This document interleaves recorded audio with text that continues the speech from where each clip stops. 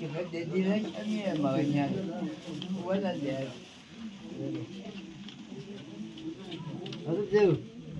Cái mà bố, cái mà, thằng này cái ngã lắm. Không nghe anh nhỉ, không nghe anh sẽ ông nghe xin lắm. Nghe nhát đấy. Gì đó luôn.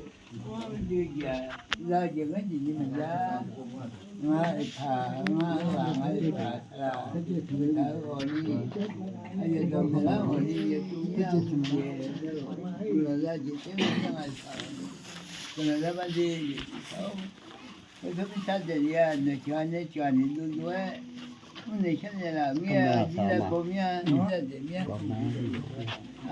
gì đấy mà đi bộ bữa để nghe này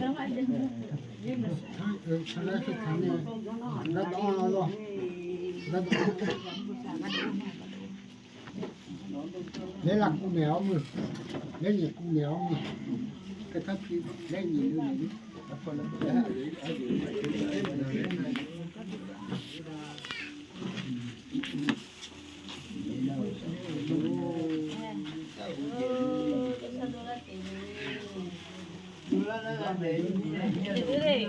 Anh thế mà. Sao được?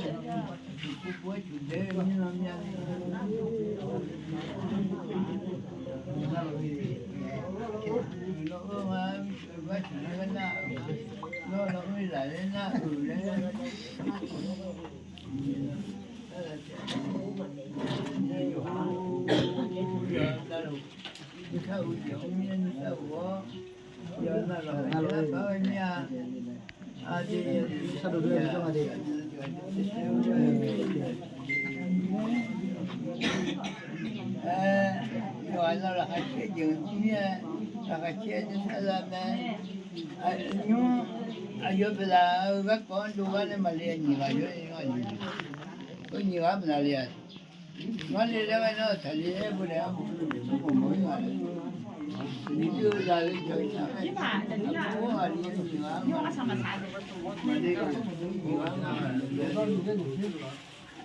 买那个，明天的明天的。呀，路上还嘛没有。啊，看了吧？这个现在看到一些点。